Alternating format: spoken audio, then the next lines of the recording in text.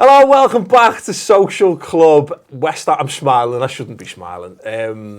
Look, it doesn't look like it's going very well for West Ham United at the moment. Those of you who watch West Ham Fan TV will have seen it basically. It's just been a bit of a shit show. Not their content, the things around the Hammers at the moment. Nicky and the boys doing a fantastic job though, so we thought we'd highlight some of the stuff that's been going on this weekend. I'm going to say it and I'm going to say it now. The club has sold itself down the river. It's gone. Agree. And West Ham is about the fans. It was all about the West Ham fans, and that isn't got the atmosphere here. The club is an absolute mess. Yeah. The club is a mess. You look at that. What is there to be positive about? The fans, we're in a family right now. Everyone's falling out. There's a divide everywhere. Fights in the ground. That's not us. That's not us. Look at it. It's embarrassing. It's embarrassing. The whole club's an embarrassment right now. So this is what it means. This is what the owners have done. Look, you take a look at this. This is what they've caused. Toxic everywhere. Great expectations expect the West Ham this season. We're not Man United, we're not Liverpool, we're not Chelsea, we're West Ham United. It's too late now. We're not coming back. We're not going back. We can cry all we want about Upton Park. It. We need to get over that. Arsenal done it years ago with the Highbury. They didn't want to leave, but look, we're going to have to get on with it. All right. Interviewing this geezer because it's a fucking embarrassment to the club. Yeah, all right, mate. On your trot. Go on your trot. Fucking knobhead. They're not West Ham supporters like Southampton Gold. It's a business for them. It's gone. West Ham is gone. So, Ped, look, you've always got an opinion when it comes to West Ham United. Yeah. Do you have any sympathy for what they're going through at the moment? Do you know what? I generally do. I have sympathy for the fans because I've always said I've got no problem with the fans. I know there's a bit of a faux rivalry on Twitter, but I've got no real problem with the fans, and the lads at West Ham Fan TV are fantastic. But this is what I was basically saying last season. They've got absolute knobheads for owners who are driving the club in a direction that ultimately I felt was too far removed from what their principles were. Now they've got this nice new shiny stadium that looks great on TV, but it doesn't actually function as a football stadium for those fans. Yeah. They've been used to a certain way of doing things, a certain way of watching a game of football.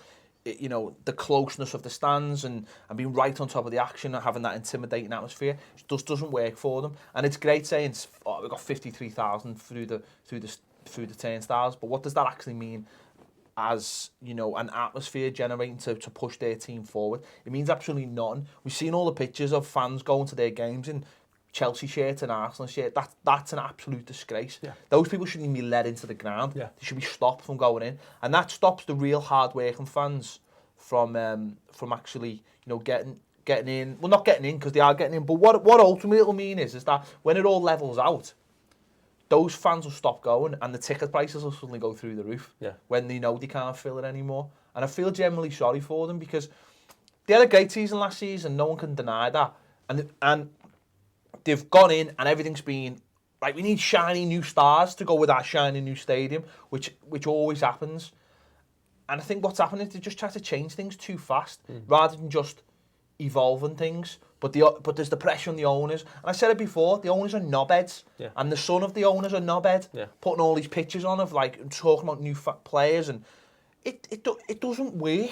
It's not how football should be run. You don't go chasing after a big name all summer just to get bums on seats. Yeah. You get players to fit in with how it works. I think that there's a real issue when you talk about football on a daily basis. We all do it regardless of all this stuff. This is the background. We all would have talked about footy amongst our mates. Particularly when you live in the same city as you, and you go to your mates and you'll go to the game and you'll talk about it. It's constant.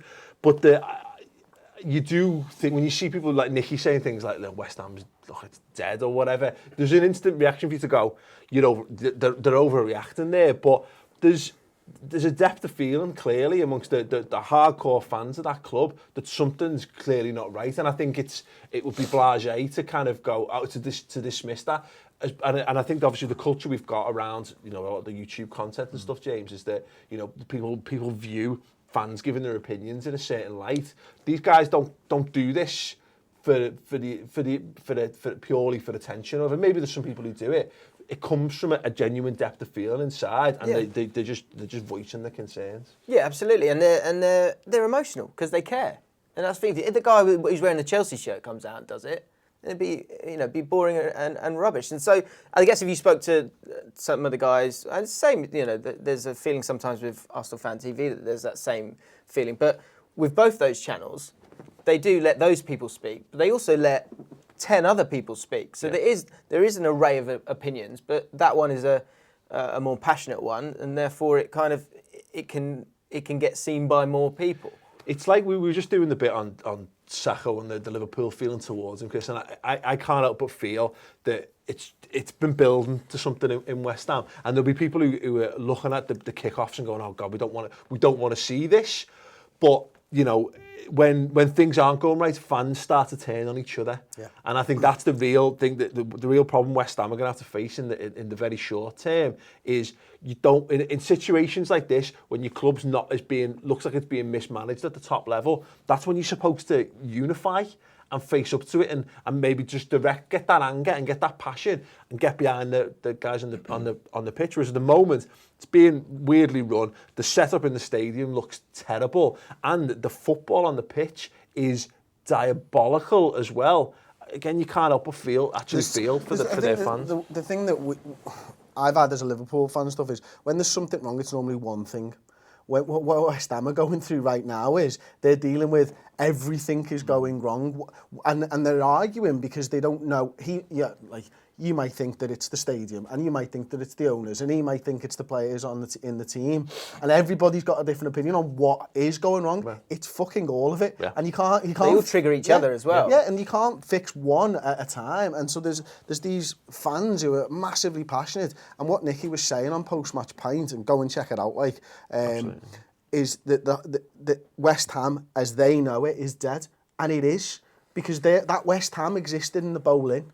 With that team from last season and the teams that have all gone previously, it's never ever going to be that West Ham United again. I'm not a West Ham fan, as everyone knows, but I can appreciate that side who went against the odds so many times in a little stadium. It's never going to be that side anymore. It can't be. Well, everything about it's changed. For better the or for pitch worse. is 10 times fucking bigger, and you're watching it and you go, this team can't perform on this pitch. It's too fucking big. Yeah. I think the other side of it as well, though, is that when you go to the match, and if you've had a season ticket for a long time, you get to know all the people around you, and you get to know who the dickheads are, and you get to know who the good people are, and I think what's basically happened is they've gone into that stand, and loads of people maybe have been caught out by that, and they're surrounded by people who, number one, don't have the same opinions, or two, are just not West Ham fans, or are just not their kind of West Ham fans, and these maybe new kind of football fans. And that causes problems as well, because I've heard this spoke about Man City fans who had to move seats because of the more touristy fans. In the end, they wanted to move from seats they've been sat in for years because they were left surrounded by. They didn't feel like they could voice their opinion because they didn't feel like they could stand up with confidence. Well, you've got Henry Winter tweeting out around the match at the weekend saying that apparently the stewards were instructed to keep an eye on people standing up, and there was one part of it that basically said keep an eye out especially for people at the back of the stand who could be obscuring the view of the VIP section.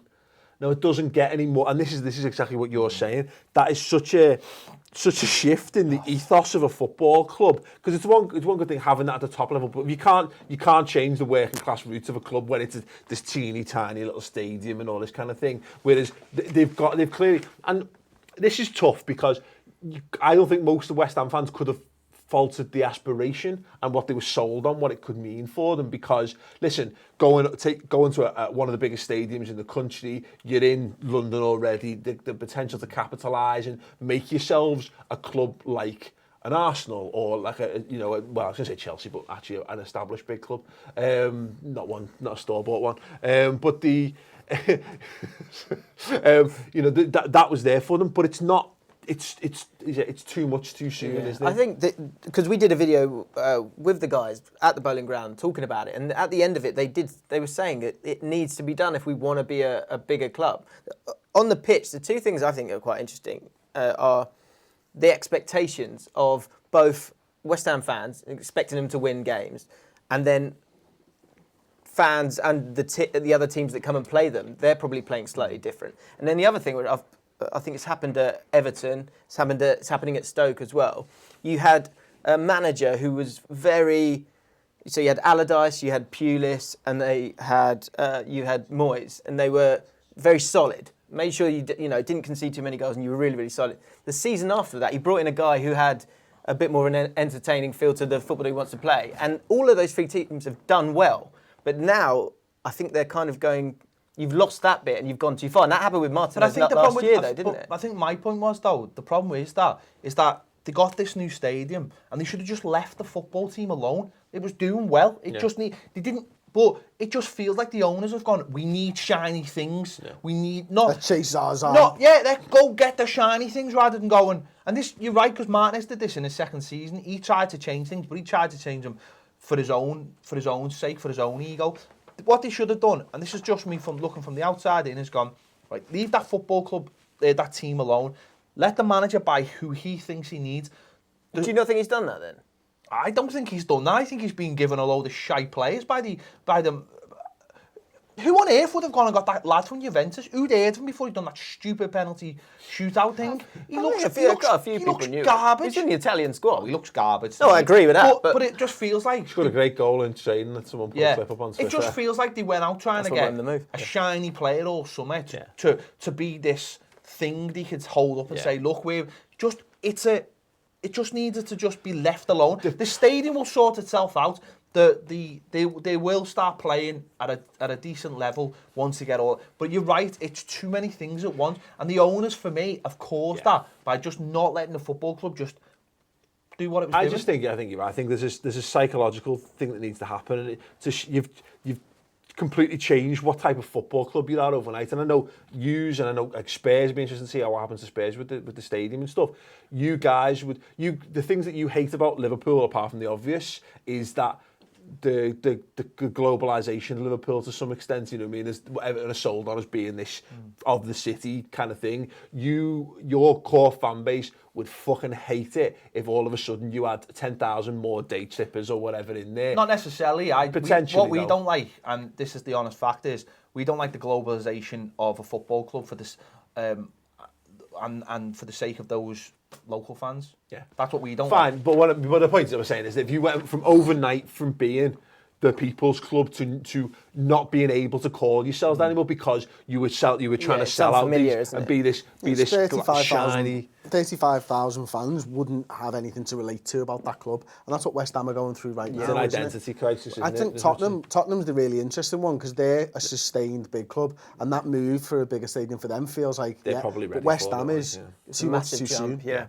it's like I think like Liverpool. I think we've been in that world. There's two different worlds, isn't there? Almost in football, there's the ones Everton are on the cusp. I think in many because you've been at the top end of the Premier League and been in the top division for as long as anyone in the country. But there is that ones where Liverpool have been on the world stage, and it probably would be if Liverpool moved to a 70,000 brand new seated stadium, we had to pack it up with whatever.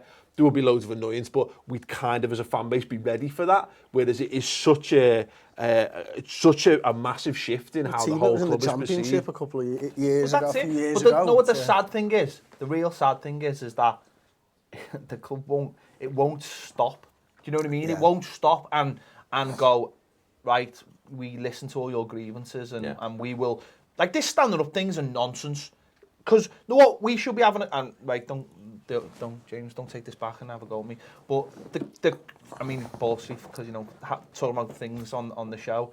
But we should all, in football, be having a really big chat now about safe standing in football. And the West Ham thing should actually be a catalyst for this, where fans want to stand up. But it's going the other way. It's going, people are getting thrown. I've heard a funny line yesterday saying a steward said to someone, his lad stood up and went, sit down. He went, sit down, I'm fucking going home. You know what I mean? You know what I mean? That conversation now, everywhere in football should be about safe standing in this country. And West Ham are telling their fans, sit down. Because if you don't sit down, we won't get a licence for more seats. And West Ham fans are like, fuck off, we care. Yeah. Like, we're trying to help our team. But this is the problem, is that you can't, because of the way that the fans have been shifted around the stadium. Let's look at Aways as an example. You stand up throughout the entire match at away games, and they can't do anything about it because they're not going to throw you out and you out and you out, because you'd have to chuck the whole stand out, and they physically can't do it. So it's like a Mexican standoff kind of situation. Whereas you have it in the Cop, they turn a blind eye to the back of the Cop to some extent, and on big games they turn a blind eye. Exactly, they turn a blind eye on big European games or sometimes or whatever.